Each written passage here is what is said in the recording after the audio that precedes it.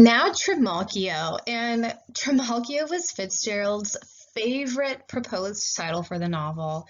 It refers to a character from a Roman novel called the Satyricon, and Gatsby and Trimalchio have these two major similarities. They both come from very humble backgrounds and are known as lavish hosts of extravagant parties. Trimalchio was a freed man, so he was a man who was freed from slavery. And we're told that Gatsby is the son of unsuccessful farm people and that he actually never really accepts them as his parents at all. And so he leaves home, he changes his name to Gatsby and leaves behind his old identity. So with these miserable backgrounds, Trimalchio and Gatsby work very hard to earn their riches and then are both considered to be new money.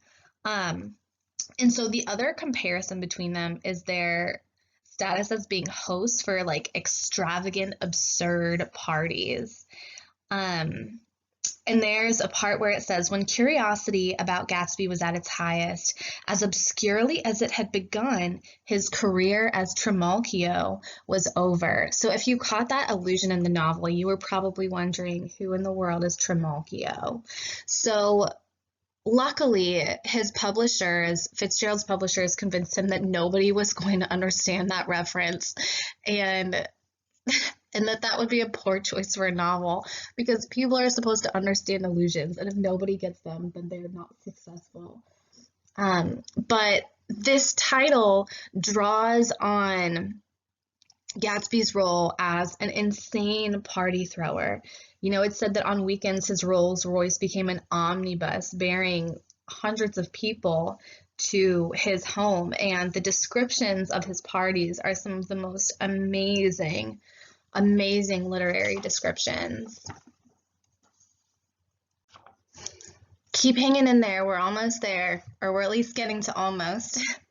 So On the Road to West Egg is another title that he considered, and it deals with three main themes. We have roads and cars, we have West Egg, and then we have traveling almost as representative of restlessness and dissatisfaction. So cars and roads in the novel are not just methods of transportation, they almost symbolize status and independence. And so one of the main purchases that Gatsby makes is that yellow Rolls Royce that Tom calls a circus wagon.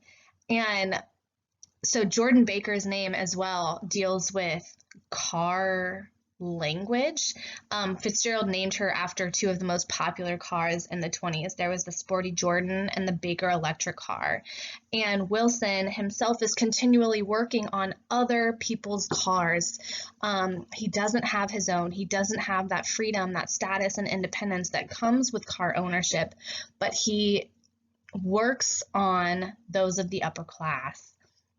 So the next one deals with West Egg, and much of the driving done in the novel comes from or is going to West Egg, indicating its importance in the novel. So we have some characters who really are free to move and to go wherever they want. Every week, the millionaires drive to West Egg to attend Gatsby's parties. Daisy travels to Nick's house in West Egg, where she meets Gatsby. In fact, Gatsby is the only reason that people go to West Egg, is him. And it also emphasizes the difference between Gatsby and Daisy. That not only do they not reside like in the same neighborhood, but they're almost on totally separate ends of the island. And the last idea of On the Road is this idea of restlessness, of dissatisfaction, that the characters, like continuous travel and movement, shows their restlessness. They're not satisfied by their current locations or situations and are constantly trying to find fulfillment and satisfaction that they just can't reach. You know, we see Myrtle changing her appearance all the time. She is constantly changing her dress. And I think in her party in the beginning, she changes at least 3 times. But more than that, one of the novel's most restless characters is Tom. His movement, his eyes are always described as being restless, as hovering. And it comes from some like internal problem. His restlessness, even in his marriage, started only a month after they got married, when Daisy discovered his first affair. In fact, she didn't even know where he was the night that Pammy was born. Um, and all of the adultery, even Daisy's, can come down to restlessness. You know, she seeks Gatsby because she's not satisfied with Tom. And the men at Gatsby's parties show up every night with a different girl or two. And it's just this inability to be satisfied, this inability to achieve success in the American dream. And even Nick starts to give in to the idea of restlessness. He starts to enjoy it a little bit. The last title that Fitzgerald considered was Under the Red, White, and Blue, and this was one of his other favorites. This was what he wanted to change it to, as Gatsby was heading to the printers and he just couldn't make it in time. So it deals with the idea of patriotism, of the American dream, and even of the American identity. So this is almost where we can see some of that modern man and that modernity. So being set in the early 20s, America is fresh off of its victory in the Great War, and entering the roaring 20s, an age of materialism, dance, fashion, music. Both Gatsby and Nick fought in World War I, and Gatsby returned as a decorated hero. And so they come back to see that patriotism has kind of seeped into every aspect of American life. And you know, Daisy comes from Louisville. Her White House has red, white, and blue banners. They're eating fried chicken. And Fitzgerald's novel even highlights really important American landmarks like New York City, Central Park, the Plaza Hotel. And there are a few other aspects of American identity that Fitzgerald deals with. Some different components of American identity that Fitzgerald highlights include its sense of discovery, its nationalism, and its kind of unique and fun-loving spirit. So when giving directions at the beginning of the novel, Nick classifies himself as a pathfinder, a settler, and even at the end of the novel, there's almost a return to this like undiscovered, unsettled American imagery.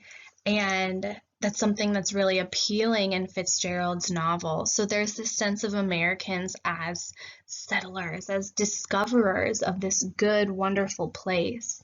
And another component is American nationalism. Tom says that white Americans are the dominant race. They're proud because they're superior. And then he goes on that kind of white-black rant near the end in the Plaza Hotel.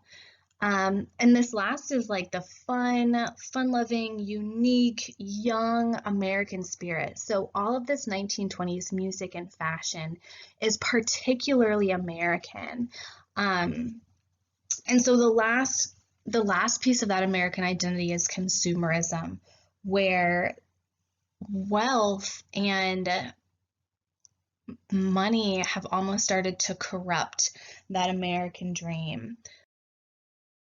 And that takes us to the last motif covered in this title. So Gatsby's quest is almost the epitome of the American dream. America is where a man can be whatever he wants to be and not be stuck in the situation in which he was born. So there's this possibility of upward progress, of upward mobility that's always there. And Gatsby takes that destiny into his own hands. You know, it says that he invented just the sort of J. Gatsby that a 17-year-old would be likely to invent.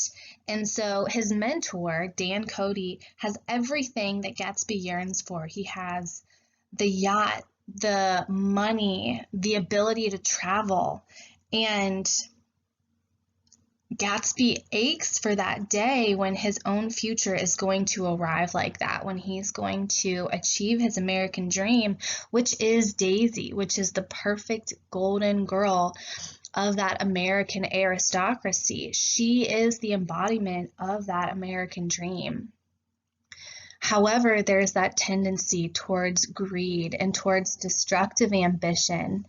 And ultimately, he is unable to break into that class and to hold on to Daisy. His dream is unattainable. So now we come to the final title, the one that Fitzgerald got stuck with, The Great Gatsby. And so the first thing that we have to consider as we look at this title is the tone with which we're supposed to read it. Are we supposed to take it seriously, seeing that Gatsby really is a great, wonderful hero? Or are we supposed to take it ironically and sarcastically? And so the first is that consider if you think we're supposed to take him seriously. Look at his hopes, his dreams, his achievements with gravity and tragedy, that he is this utterly romantic hero who brings himself up from nothing, falls in love, devotes his dreams, his wealth, his time on the woman that he loves, and ultimately chooses to die protecting her despite her rejection of him. Are we supposed to see that he's a tragic hero who has no place in this modern world, that he's affected more by fate, like Hamlet, than by the power of his own will?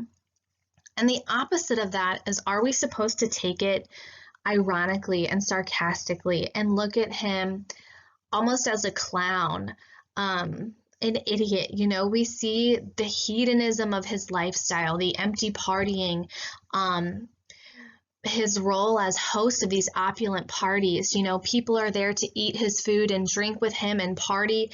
And when he dies, not a single person shows up to his funeral. We might look at him and see that he obsesses over a summer romance. You know, he and Daisy were together for a summer, a few months. What is that, 10 weeks? And he obsesses over it. He collects every newspaper clipping he can find, which we could read as stalker-ish rather than romantic. He corrupts himself. He gets in bed with illegal activities to pursue a vapidly shallow woman who stays with him long enough to decide that she would rather be safe in her ivory tower with her cheating husband than be with somebody who loves her. We could see that he is obsessed with the past, with recovering something that he can't possibly get back, and ultimately tells these really elaborate lies to try to get it. And that's a question that you really have to decide for yourself, is whether we're supposed to take The Great Gatsby seriously or sarcastically. And honestly, that's really why I love this title, is because we can read it with earnestness. We can look at him and the tragedy of his circumstances. You know, the end of the novel tells us the Holocaust was complete, and the only characters to pay the price at the end of this novel are those who tried to reach beyond their stations. You know, Myrtle's affair with Tom, we know that he's never going to leave Daisy. He's never going to give her what she wants, but she had the audacity to reach for something that she wasn't supposed to have. And just like Gatsby does, they both have to pay for it with their lives.